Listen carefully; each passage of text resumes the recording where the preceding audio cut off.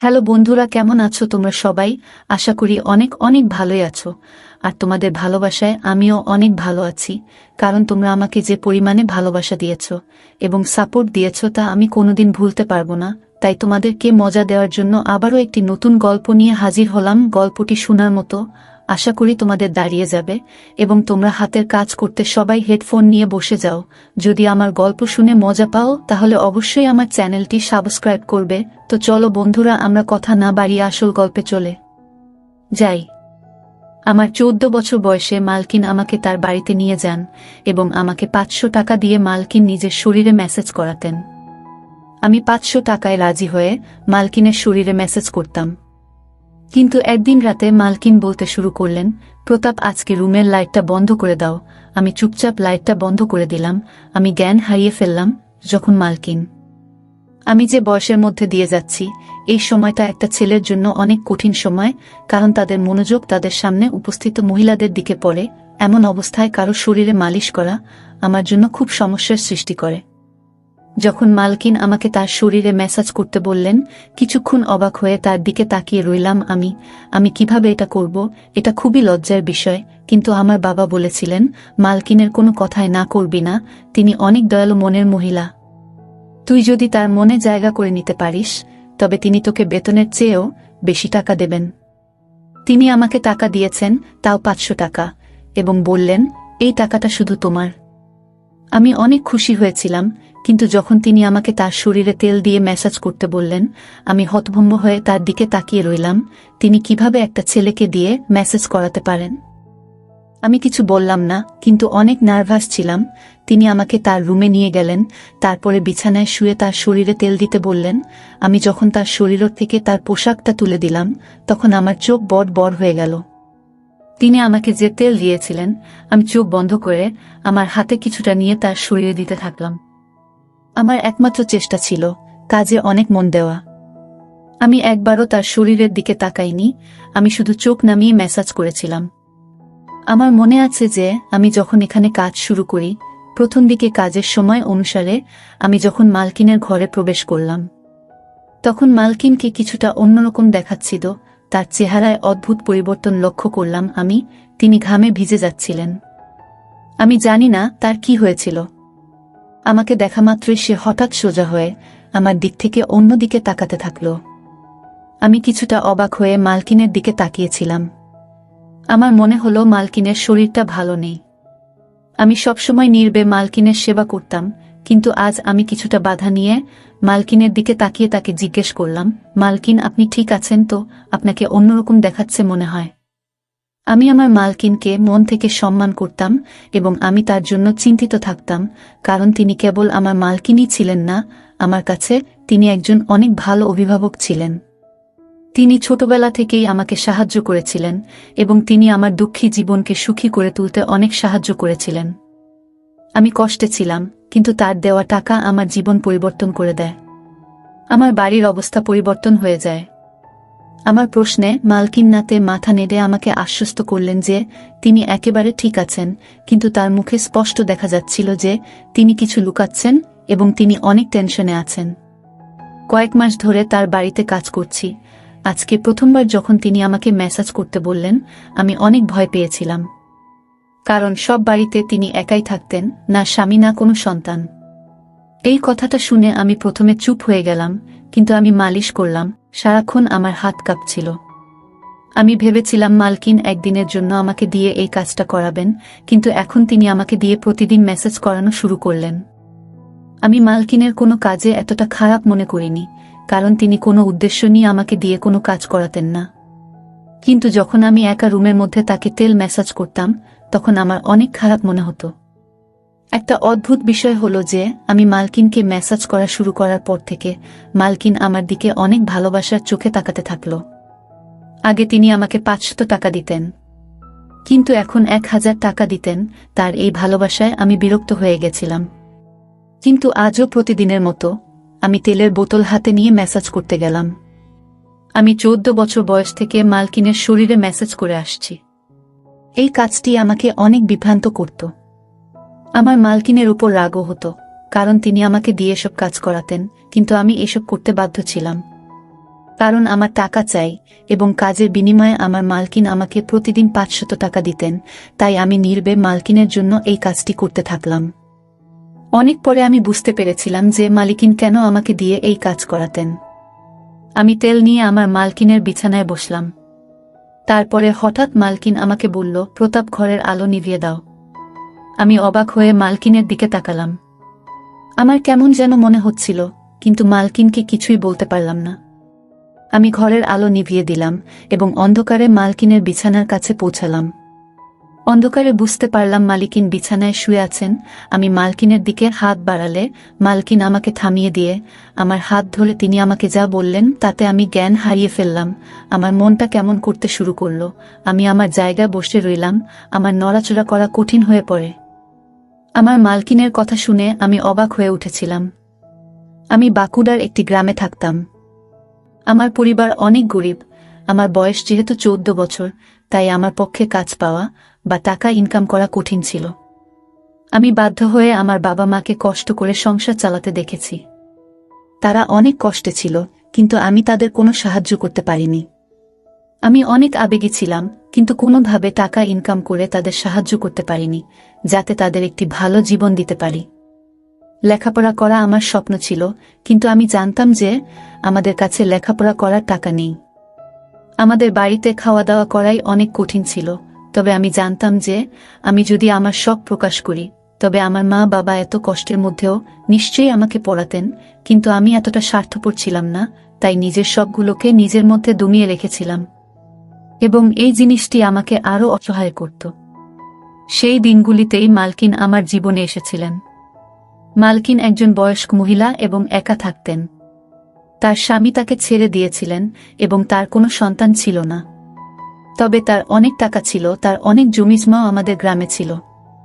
মালকিনের নিজের জমিতে কিছু গুরুত্বপূর্ণ কাজ ছিল, তাই আমাদের গ্রামে আসার পর তিনি আমাকে দেখে আমার দিকে তাকিয়ে জানতে চাইলেন আমি কেন স্কুলে যাই না এবং কেন আমি পড়াশোনা করি না। আমি দুঃখের সাথে তাকে আমাদের অবস্থার কথা বললাম এবং বললাম যে আমি আমার পরিস্থিতির কারণে পড়াশোনা করতে পারিনি। পড়াশোনা করলে আমাদের ঘরে খাওয়া দাওয়া বন্ধ হয়ে যাবে। আমার কথা শুনে মালিকিন চিন্তায় পড়ে গেলেন। এরপর তিনি আমাদের বাড়িতে এসে আমার বাবা মায়ের সাথে কথা বললেন এবং বললেন যে বাড়ির ছোটখাটো কাজের জন্য তার আমার বয়সী একটি ছেলে দরকার। আমার বাবা মা তখনও চিন্তায় ছিলেন যে কিভাবে তারা তাদের ছোট ছেলেকে এত কম বয়সে কাজে দিবেন, এবং সম্ভবত তারা ভাবছিলেন যে আমি হয়তো তাদের ভুল বুঝব, কিন্তু আমি এগিয়ে গিয়ে তার কাজ করতে রাজি হলাম। আমার কথা শুনে মালিকিন অনেক খুশি হয়েছিলেন। তখন আমি কিছুই জানতাম না। আমি শুধু ভেবেছিলাম মালিকিন তার ইচ্ছানুযায়ী ছোটখাটো কাজ করাবেন, আর আমি সব কাজ করতেই রাজি ছিলাম। আমি অনেক খুশি মনে রাজি হলে আমার বাবা মাও চুপ হয়ে গেলেন। মালকিন আমার বাবা মায়ের হাতে বেশ কিছু টাকা দিয়েছিলেন এবং তাদের কথা দিয়েছিলেন যে তিনি প্রতি মাসে টাকা পাঠাবেন, যাতে আমাদের বাড়ির কষ্ট দূর হয়। মনে মনে আমি অনেক খুশি ছিলাম। আমার স্বপ্ন সত্যি হতে চলেছে, কারণ আমি সবসময় আমার বাবা মায়ের অবস্থা পরিবর্তন করতে চেয়েছিলাম। আমি আমার জিনিসপত্র গুছিয়ে মালকিনের সাথে শহরে চলে এলাম। মালকিনের শহরের সুন্দর বাড়ি ছিল। এত সুন্দর বাড়ি আমি জীবনে প্রথম দেখেছিলাম। মালকিন আমার থাকার জন্য একটি রুম দিয়েছেন। রুমটি খুবই ছোট, কিন্তু অনেক সুন্দরভাবে সাজানো ছিল। রুমে দামি দামি আসবাবপত্র রাখা ছিল। আমার মনে হচ্ছিল যেন ঘরটা আমার স্বপ্নের মতো তৈরি করা হয়েছে। মালকিন আমাকে ছোটখাটো কাজ বুঝিয়ে দিলেন, যার মধ্যে রোজ তার গাড়ি পরিষ্কার করা, রাতে তাকে পানি দেওয়া এবং দিনে 3 বার খাওয়ার বাসনপত্র পরিষ্কার করা ইত্যাদি। এই কাজগুলো আমার মতো গরিব একজন ছেলের পক্ষে অনেক সহজ ছিল। মালকিনের বাড়িতে বাইরে থেকে রান্না করা খাবার আসত এবং মালিকিন তার সাথে আমাকেও খেতে দিতেন। প্রথম দিনই আমাকে ভালো পোশাক দেওয়া হয়েছিল, জুতাও কিনে দিয়েছিলেন। মালকিনের দয়া এখানেই শেষ হয়নি। তিনি আমাকে বলেছিলেন যে তিনি খুব শীঘ্রই আমাকে একটি ভালো স্কুলে ভর্তি করাবেন, যাতে আমি আমার পড়াশোনা চালিয়ে যেতে পারি। শুনে আমি অনেক খুশি হয়ে গেলাম। কিন্তু রাত নামার সাথে সাথে মালকিন আমাকে তার ঘরে ডেকে একটি সুগন্ধযুক্ত সিসি দিয়ে বললেন, আমার শরীরে মেসেজ করো। আমি মাথা নেড়ে তাড়াতাড়ি তেল এনে মালকিনের পায়ের কাছে গিয়ে বসলাম। আমি ভেবেছিলাম যে আমাকে মালকিনের পা মেসেজ করতে হবে, এবং আমি খুশি এটি করতে রাজি ছিলাম। কিন্তু মালকিন আমাকে থামিয়ে তার শরীরের নিচের দিকে মেসেজ করতে বললেন। এটা করতে আমার লজ্জা করছিল, কিন্তু কোনোরকমে আমি মালকিনের শরীরে মেসেজ করলাম। আমি তারপর উঠে রুম থেকে চলে গেলাম। আমি ভাবলাম মালকিন মনে হয় ক্লান্ত হয়ে পড়েছেন আর আমাকে দিয়ে মেসেজ করাবেন না, কিন্তু আমার ধারণা ভুল ছিল। আমি অনেক চালু ছেলে ছিলাম, তাই সব কাজ তাড়াতাড়ি করে ফেলতাম, কিন্তু রাত নামলেই আবার একইভাবে মালকিন আমাকে রুমে ডেকে এক শিশি তেল দিলেন। এটা ভেবে মন খারাপ হয়ে গেল যে আজকেও আমাকে মালকিনের মেসেজ করতে হবে। পা পর্যন্ত তো ঠিক ছিল, কিন্তু মালকিন আমাকে দিয়ে যেখানে মেসেজ করাতেন সেটি আমার কাছে অস্বস্তিকর ছিল। আজও আমি কোনোরকমে মালকিনের মেসেজ করে তার দিকে তাকালাম। তিনি শান্তিতে ঘুমাচ্ছিলেন। আমি বুঝতে পারছিলাম না মালকিন এতে কি সুখ পান। মালকিনের কাজকর্ম আমাকে অবাক করছিল। 3 দিন পরেই মালকিন আমাকে একটি ভালো স্কুলে ভর্তি করিয়েছিলেন। আমি আমার মালকিনের জন্য পাগল ছিলাম, কিন্তু আমার মালকিনের মেসেজ করতে ভালো হতো না। মালকিন এটি তার রুটিনে পরিণত করেছিলেন, আর প্রতিদিন সে আমাকে মেসেজ করতে বলতেন। আমি তার অনুগ্রহে ছিলাম, তাই আমি না করতে পারছিলাম না। তাই কিছু না বলে আমি আমার মালকিনকে মেসেজ করতে থাকলাম।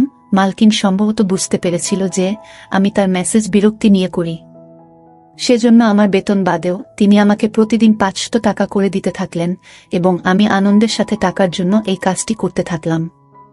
এইভাবে আমি মালকিনের বাড়িতে অনেক দিন ছিলাম, এবং এখন আমি এতে অভ্যস্ত হয়ে গেছি।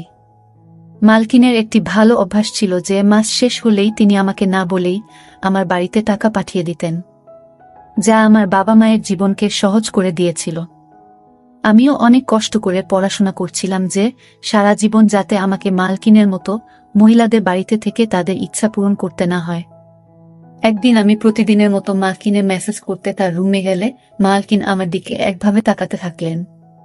তাকে মেসেজ করার সময় আমার মুখে সবসময় একটা সমস্যার ভাব থাকত, এবং আমি এভাবেই তার মেসেজ করতাম, এবং মালকিনও এটা অনুভব করতেন।